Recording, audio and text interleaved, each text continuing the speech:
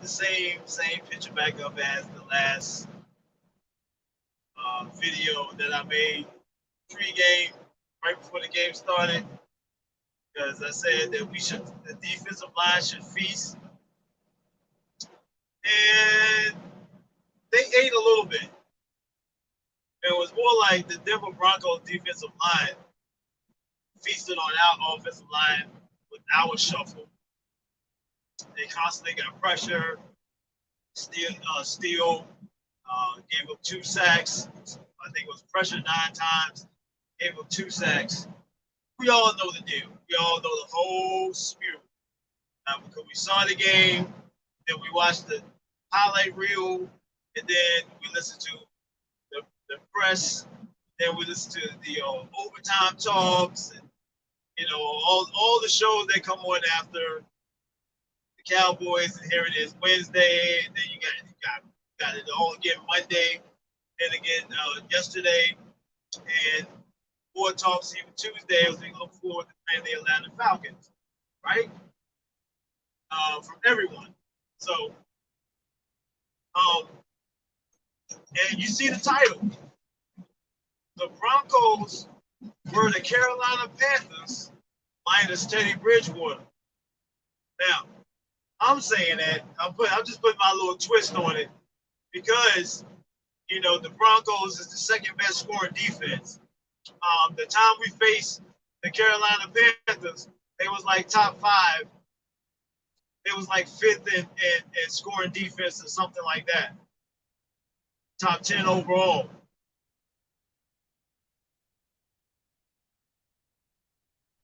And so this is what happens.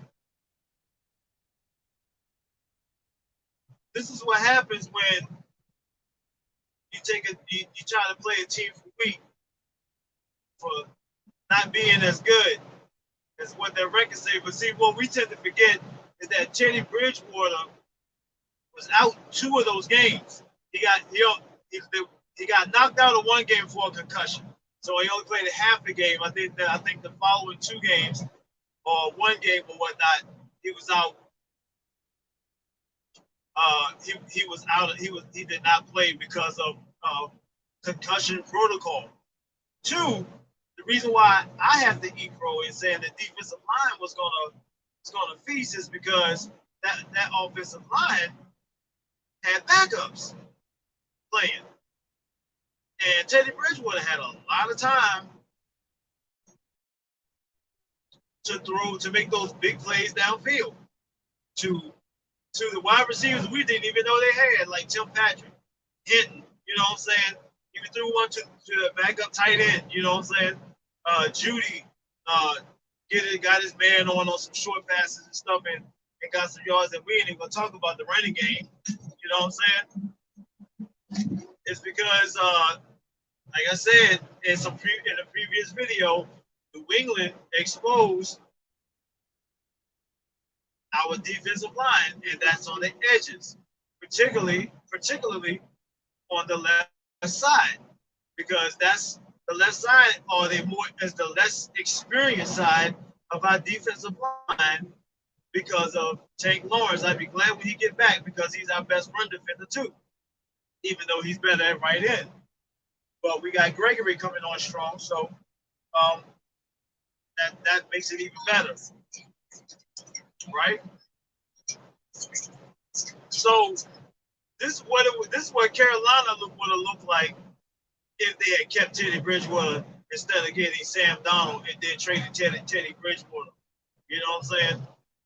And if they had Christian McCaffrey eligible, ready to go, and if they had kept Mike Davis, because that was a hell of a tandem. Because Mike Davis played wonderful for Carolina last season, and spelling Christian McCaffrey because he was out for the whole season. So for the majority of the season, right? So that's the reason why I titled this video the way I did, is because even in comparison, both teams started off undefeated, right? Both of them started off undefeated. Carolina went 3-0. And the Broncos went 3-0 and then lost a few games straight. You know what I'm saying? So now they're at 500, and they came in and they said they whooped that ass. You know what I'm saying? And this is a cautionary tale for my Cowboys. And I'm probably going to say it on my next video that I make as well. I'm going to emphasize this, like I emphasized this after before the New England Patriots game. You have to want to go out there and dominate every game. Yes, they had y'all favored. Y'all should have won this versus the record. You know what I'm saying? But this is not given. It's not given. As you can see already, this is the result. You come out half stepping and disrespect the team by going for it twice on fourth down, and you had points. You had pretty much points in the bag because of the fact that you could have kicked the field goal twice, and we would have at least had some pressure on the Broncos before they scored, because they would have to go and score a touchdown in order to take the lead. But you're putting pressure on them because they would have to keep up, because we moved the ball twice. In scoring range, even though it wasn't touchdowns. But still, we could have took those field goals. Now, I didn't mind going for it on fourth down, but hindsight, we should have went for it. We should have took the field goal and just take the points. Okay, and before I get off, this is what I'm going to say, as I want to put it on blast for my Cowboys as a cautionary tale. Going forward, rest of these games, I don't care what their record is. A lot of teams are getting better. Particularly offensively. If they got some offensive firepower, you got to watch. You got to play them, because if they can score with you, they have a chance to win. They'll have a chance to win. All the team has to do is make the necessary stop when needed, and they could be at the most. It has to be at the most pivotal times. Second half in particular, because you see what happened to us second half. Things just didn't go right, especially with the after we blocked the punt, and that pretty much that was it. That was it. And you knew it was just one of those games. But it happens. Trust me, it happens. I know from experience, going back to playing basketball. Now, y'all hear me go back. If you ever listen to any of my videos, I always go back to basketball, even football too. But I can remember this one clearly. We went on that championship run. We was 22-1. We almost went undefeated.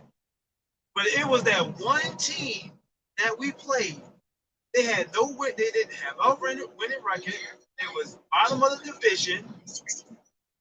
And we played them on a Wednesday. And no matter what we did, we just could not beat these guys, man. They just had our number that day. They just had it. I mean, even going into halftime, coach is like, "What you think we should do?" I'm like, "Man, bench the whole starting five and put the bench in." You know what I'm saying? Maybe they'll give us a score, something. We was just flat, and we lost that game. And that was the only game we lost the whole season. And we played far better teams. But it's all about how you're going to respond. And once we took that L, something we possibly needed, because we was undefeated at the time, and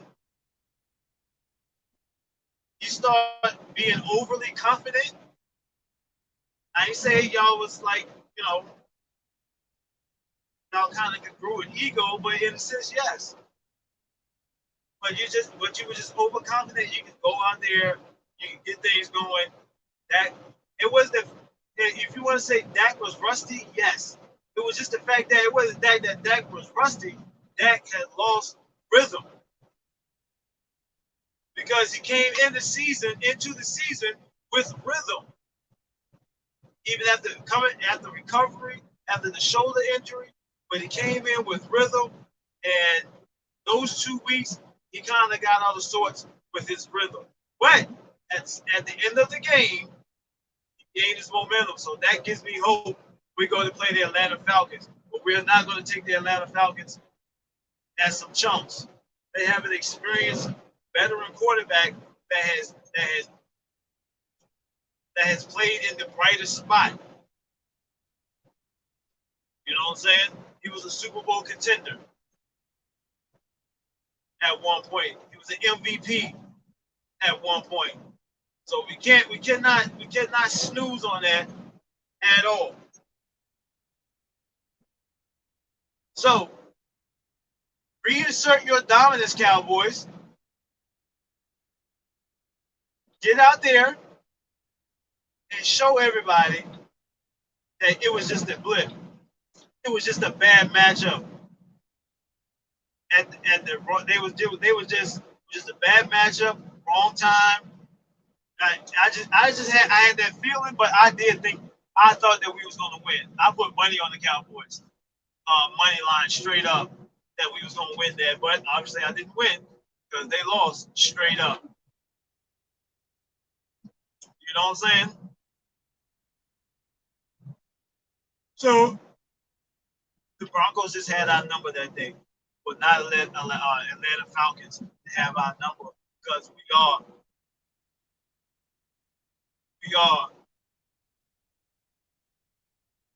we are at a pivotal point where our competition gets a little stiffer.